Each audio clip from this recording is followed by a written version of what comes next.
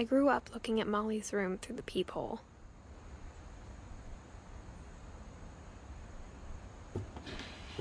Molly's gerbil had a tiny bedroom with its own even tinier gerbil cage.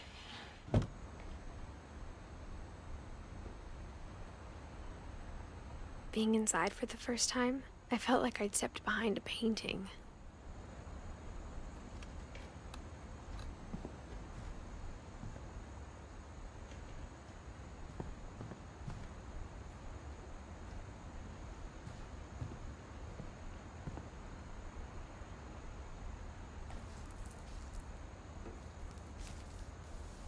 December 13th, 1947. Dear Diary, I'll be gone soon, but I wanted to tell somebody about what's gonna happen. It started when Mom sent me to bed without dinner. I woke up and I was starving, so I looked around for something to eat.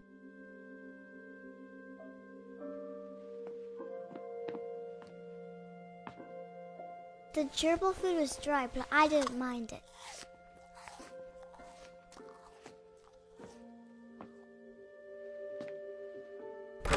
Mom, can I come out now?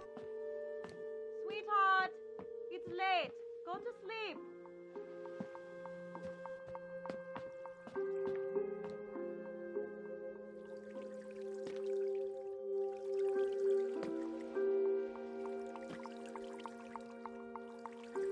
I thought about eating Christopher, but I held back.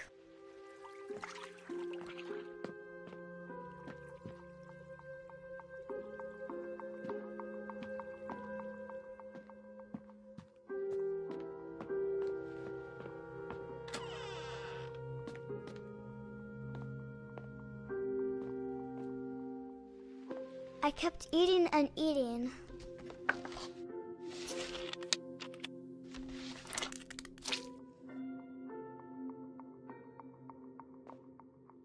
I ate a lot of things that night.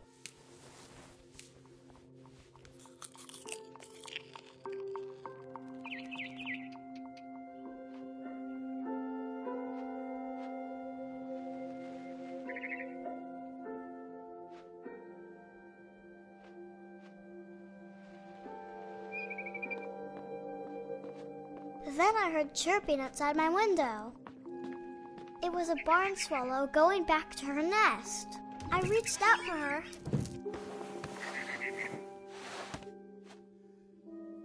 And suddenly, I was a cat.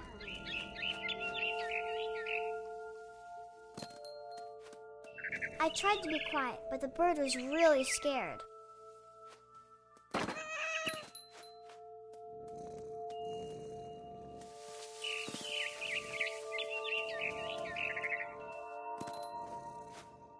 Mom and Dad didn't even look at me.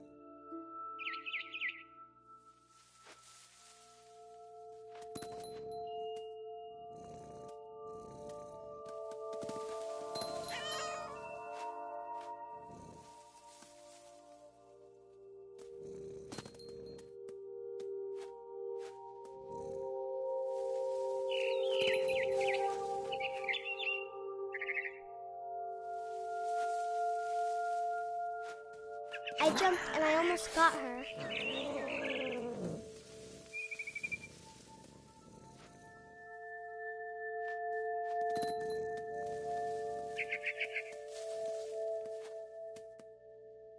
I could tell she was getting really tired.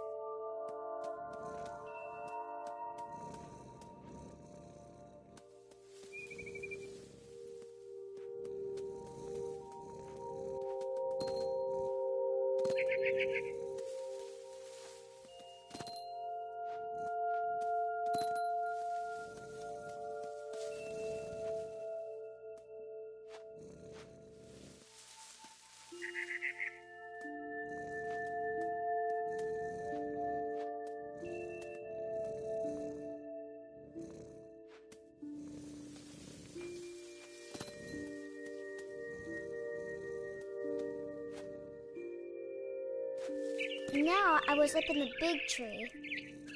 I promised Dad I wouldn't climb it anymore. All I cared about was eating that mama bird.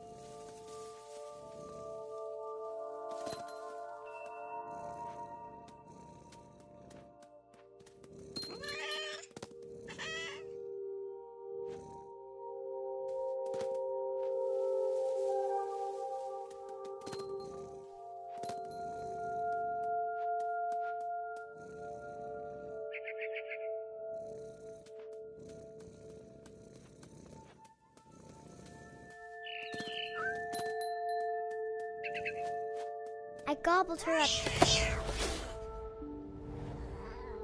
And suddenly, I was an owl. First, all I heard was the wind. Then I heard little teeth nibbling in the grass.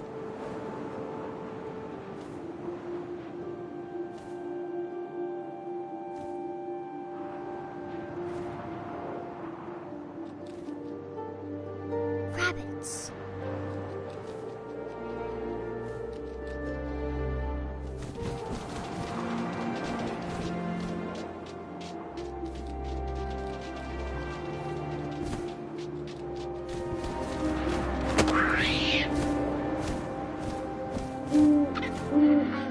His face looking up and seeing mine through my talons. I swallowed him up, and I didn't chew one bit. Then I flew off to find something bigger.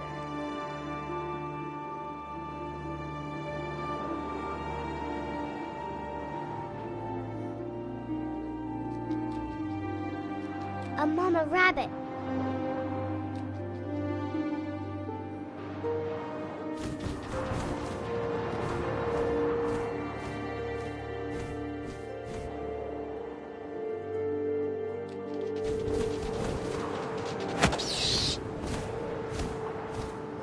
She was almost too big to carry.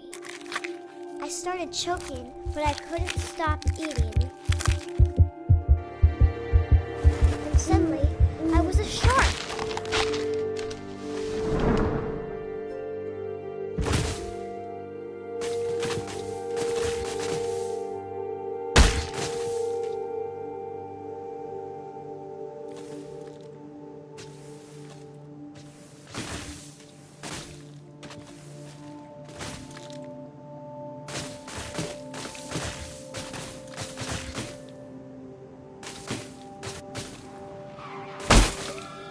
rolled off a cliff and into the ocean.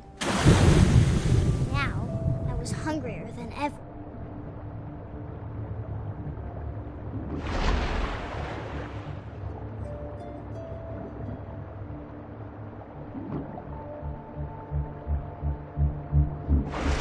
I wanted fat, juicy seals. I tore off her flipper, and it tasted really good.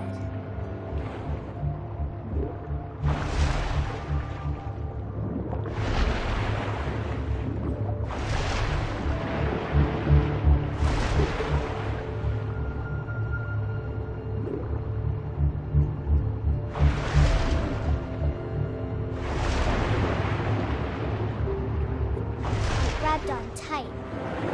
But I was so hungry, I jumped out of the water. When I opened my eyes, everything had changed.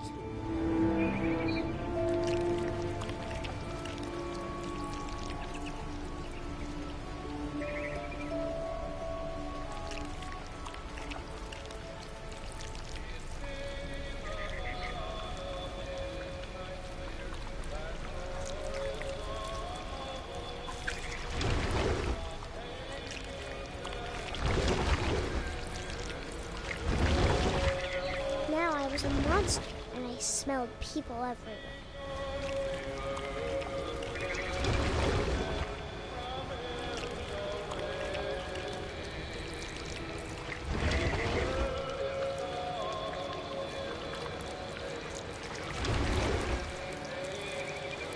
I was big, but I moved real quiet.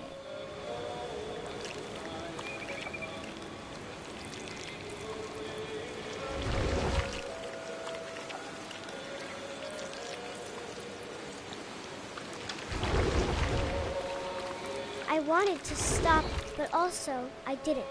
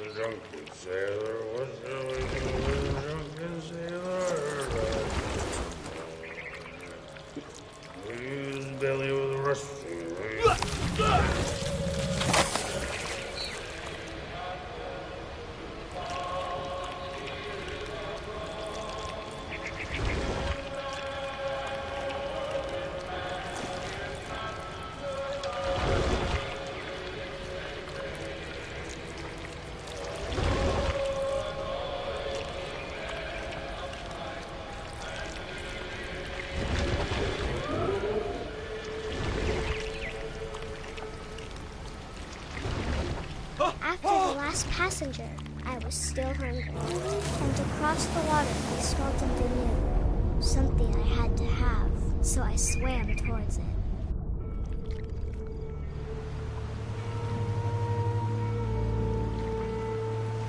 I slithered onto the sand, and the good smell went into an old pipe.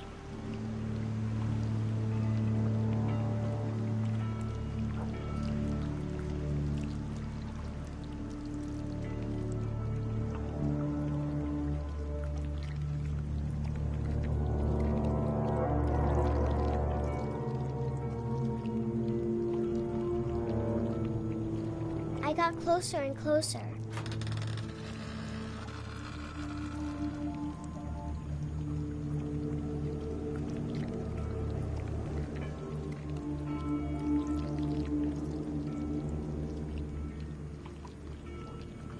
All of my stomach started growling. And suddenly, I was me again. I held my breath for a long time, but I couldn't hear anything.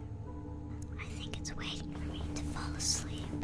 But it's not going to wait much longer. It needs to feed, and we both know I will be delicious.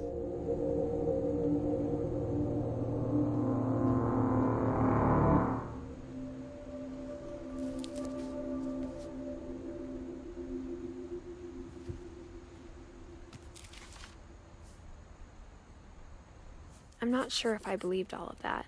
but I'm sure Edie would have.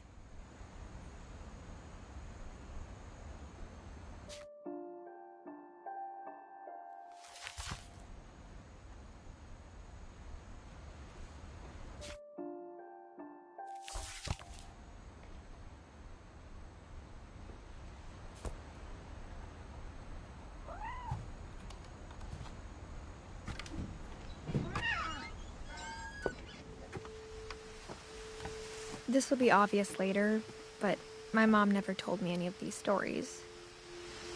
Edie would have, but Mom didn't like bringing up the past. Though, when we adopted a stray kitten, she was the one who named it Molly.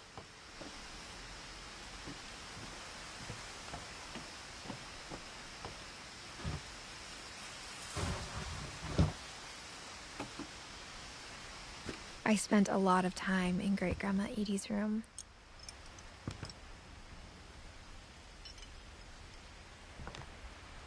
We got along, and it was a good place to hide from my mom. Louis died a week before we left, but Edie had already started to memorialize him.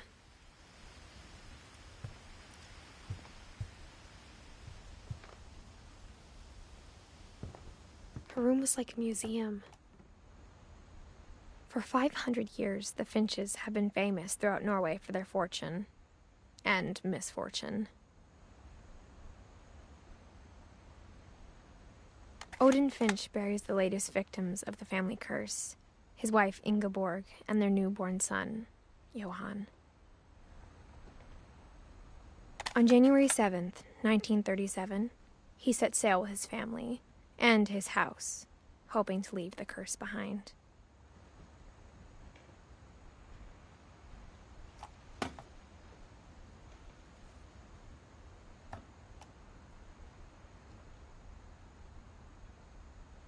But 40-foot waves off the coast of Washington send the house and Odin to the bottom of the sea.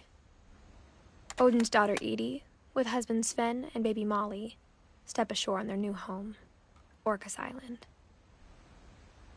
Odin Finch is the first to be buried in the new family cemetery. His daughter Edie is already dreaming of a new Finch house.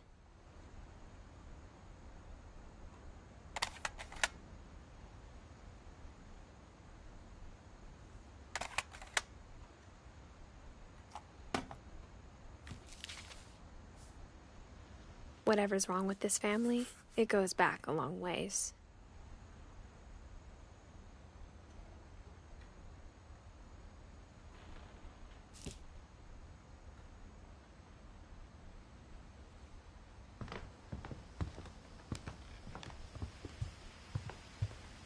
Edie gave a big interview about a mole man living under the Finch house. My mom was furious. I hadn't thought of myself as Edith Jr. for a long, long time. One summer, they evacuated the island, but Edie refused to go. For a few weeks, she was a celebrity.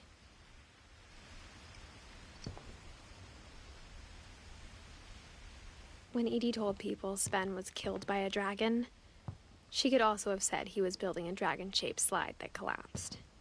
She could have, but she didn't.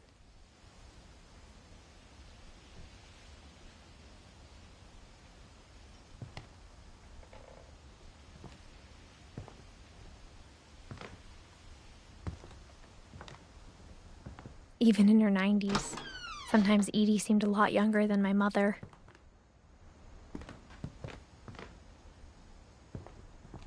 The only trace Grandpa Sam's first wife, Kay, left on the house was the pink bathroom. It was a pretty big trace.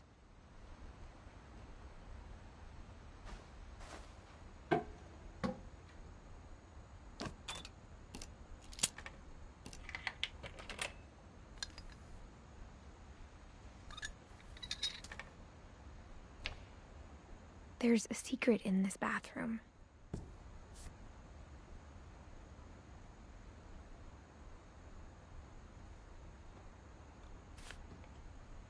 It's in the last place you would look. It isn't in the cupboard. It's hidden in this book.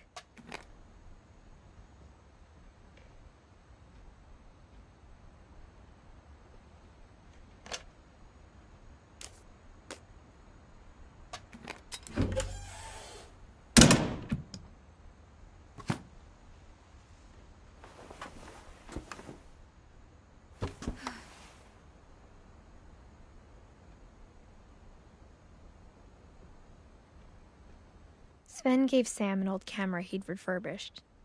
He never put it down.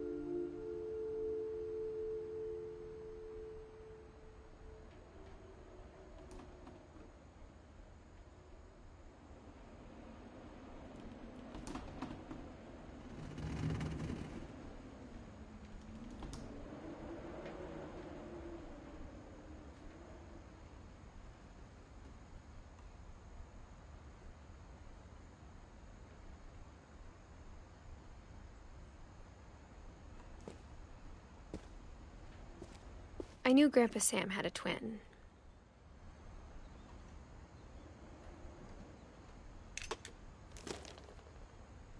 And that he never talked about him.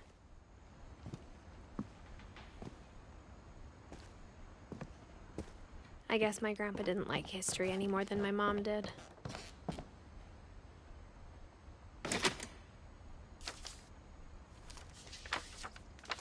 How I Want to Remember My Brother by Sam Finch. The thing I remember is that when he made up his mind, that was it.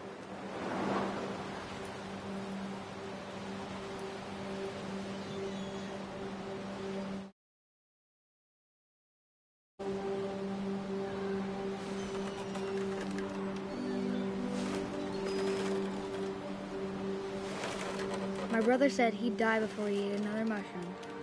And he did. At Barbara's funeral, we swore we'd never be afraid again. And he wasn't. I think Calvin always wanted to fly.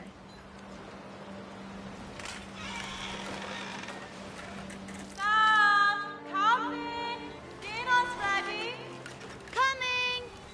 But that day, he finally made up his mind to do it. I told him going around was impossible. Maybe if I hadn't said that. Calvin, I'm not gonna tell you again! Maybe if the wind hadn't picked up.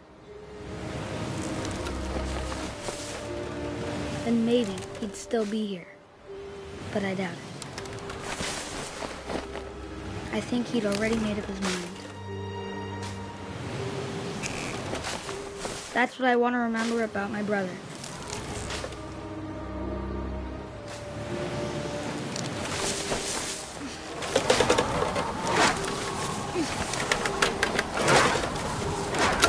The day he made up his mind to fly.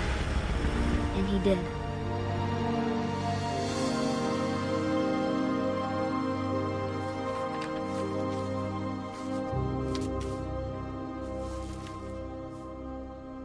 Calvin's story felt strangely familiar. When I was younger, I remember trying to do the exact same thing.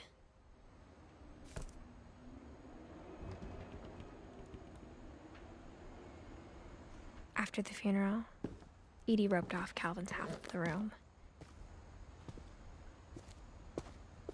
Mom said Grandpa Sam enlisted at 18 and never set foot in the room again.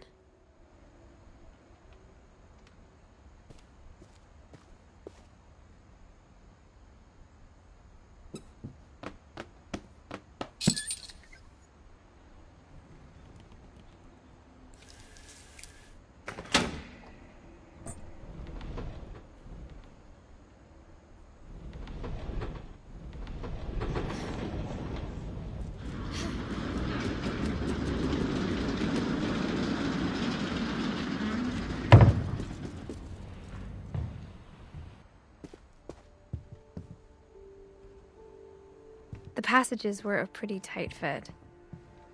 They'd obviously been built for smaller hands and bellies.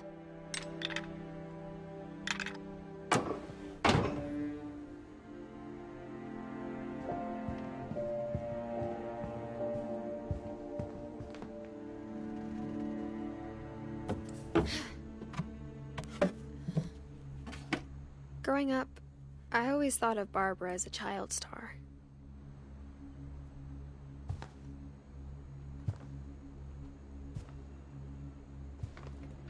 I never thought about how hard it must have been for her afterwards.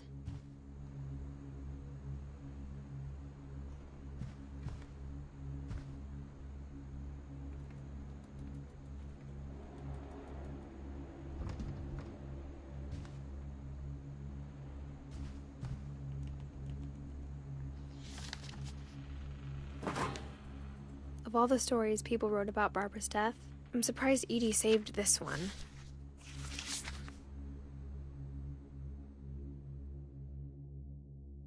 Old Jack here with another ghastly tale inspired by America's most unfortunate family. I'm calling it The Surprise Ending of Barbara Finch. As a child star, Barbara was famous for her scream. Now at 16, she was all washed up. A has-been. But in a lucky break, she'd been asked to perform her signature scream at a local convention for monster movie fans. It was just the boost her career needed. Unfortunately, her scream hadn't aged well. Getting better. I think you just need the right motivation. Her biggest fan and current boyfriend, Rick, was about to demonstrate when... Now that was a great scream. It was Barbara's father, Sven.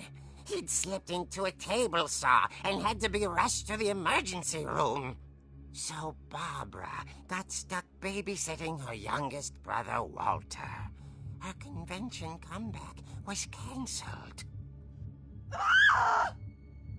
Okay, I'm hearing frustration, but I'm not hearing terror. What if I tried... A gang of hoodlums in Halloween masks have been terrorizing Orcas Island tonight. Police are urging residents to... That came from the basement.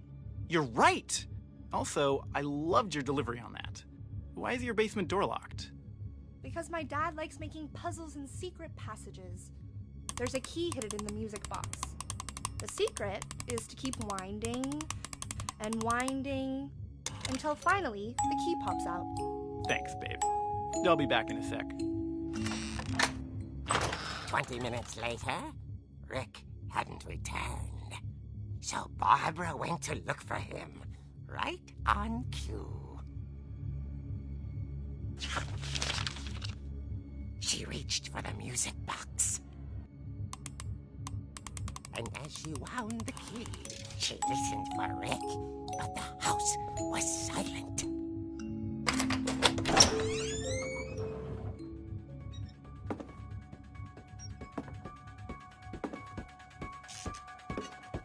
She found Rick's crutch and imagined the worst.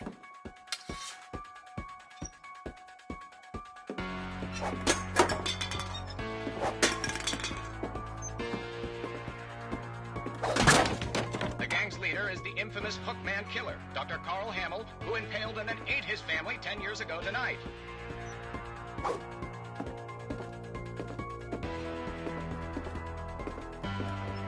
The old fridge rattled and grew still. Oh dear! Oh! Rick? Barb, relax. I was just trying to scare you to help you find your scream. Well, I'm not scared, Rick. I'm furious. Then act furious. All I'm getting from you now is that you're hurt and confused and you... She threw him out, but she kept a little something to remember him by. Barb, have you seen my other crutch? And she was still holding it when she fell asleep watching the late picture show. Hours later... Barbara! Walter, what's going on up there? Ah! Okay, I'm coming up, but if this is a trick, you're dead, Walter.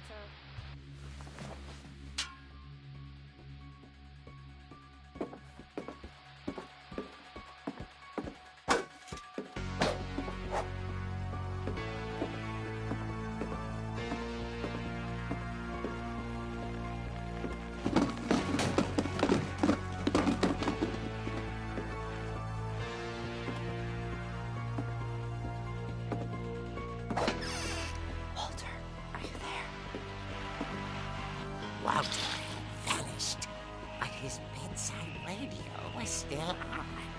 Orcas Island police describe the man as 6 feet tall, with a steel hook for a hand. Residents are urged to lock all doors and windows and notify the police of any suspicious activity. Barbara turned, saw the hook man, and was speechless. He was quite smashing.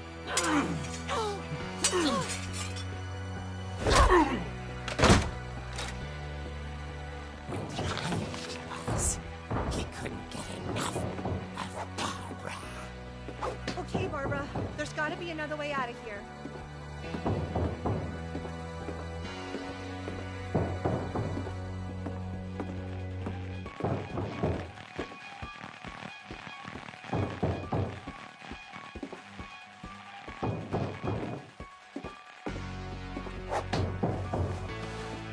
That night, she played her part beautifully.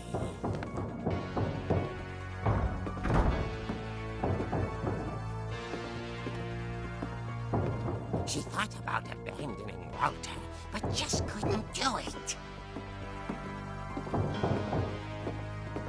Molly's door hadn't been opened in years. The hinges groaned.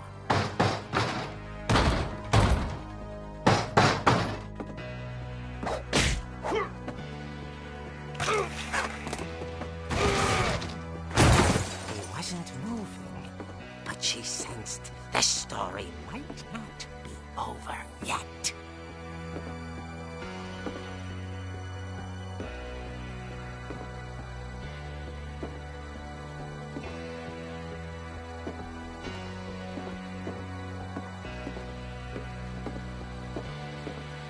The hookman had vanished.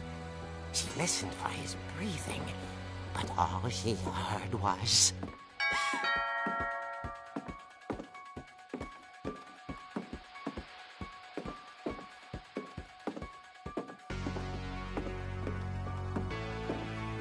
someone at the door was dying to speak to young Barbara. At the door, she heard whispering. It was coming from inside the house.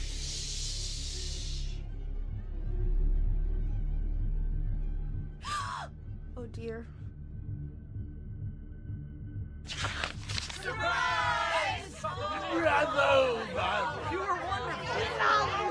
The monsters had come to surprise her. For Barbara, it was a dream come true. Then she saw what kind of monsters they were, and she realized what was about to happen. She was going to be famous. And with her final breath, Barbara Finch gave the performance of her life.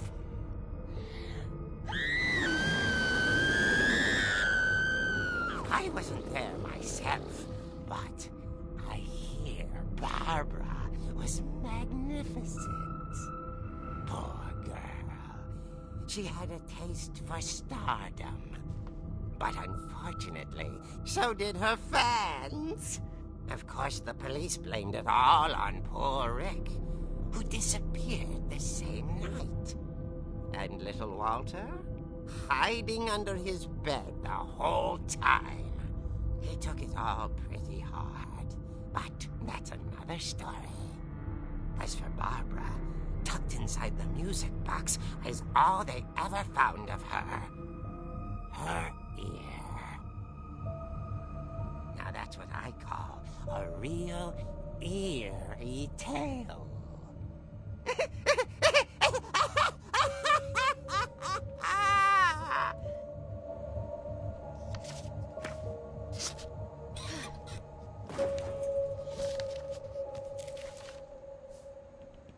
Edie told me all Barbara wanted was to be remembered, as absurd as that comic was. Maybe what Edie saw was a happy ending.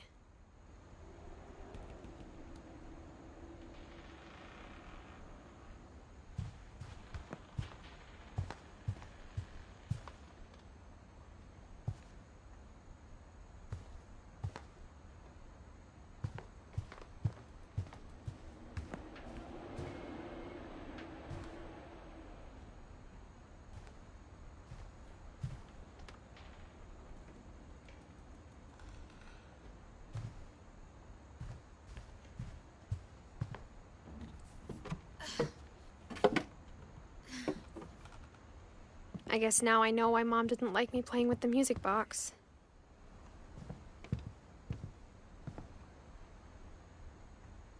Edie's father, Odin, built the original house.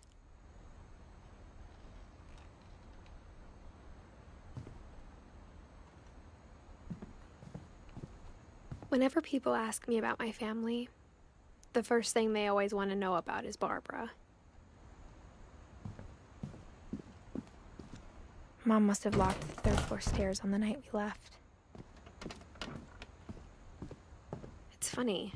All those times I played with the music box and never found the basement key.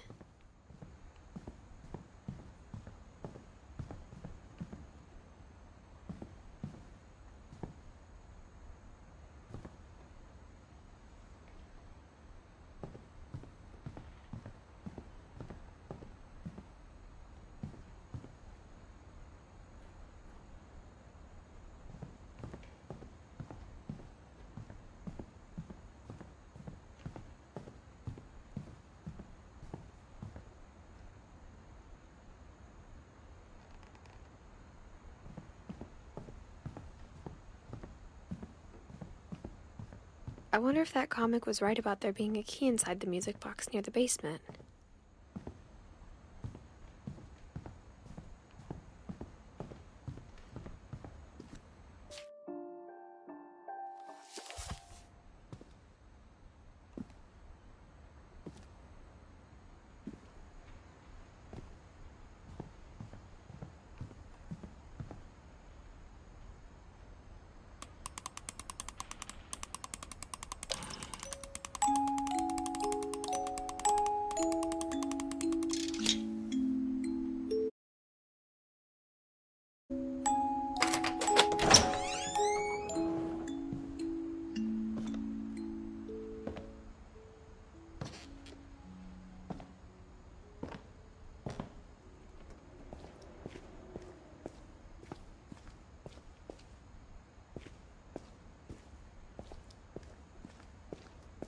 Mom said the basement was off limits, unless I wanted another tetanus shot.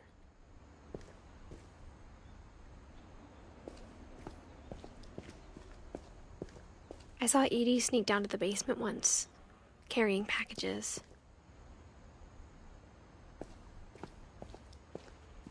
I thought maybe she was hiding presents.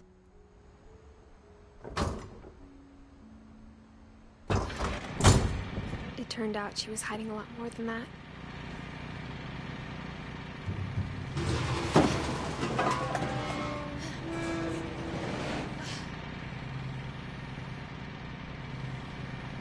I remember asking Mom once about where Walter had gone. She said after Barbara died, he got as far away as he could. If there's a pattern in all these stories, I think it's that none of us has gotten very far.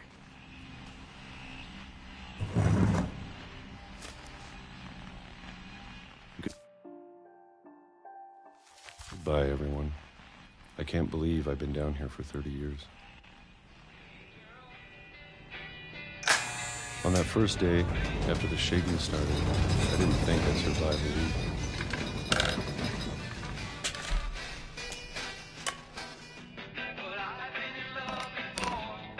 But after a few days, I settled into a routine.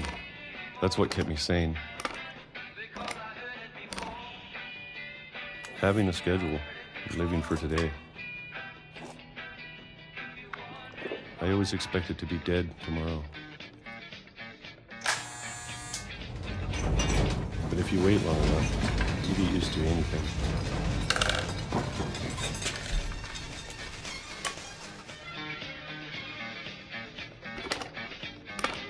Even a monster on the other side of the door starts to feel normal. Almost friendly.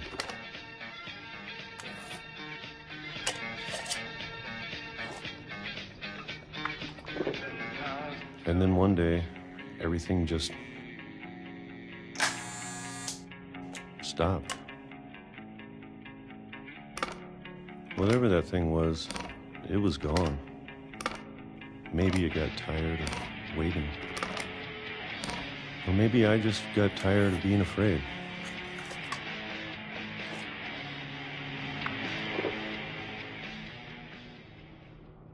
It's been a week now, the longest in 30. Well, I still can.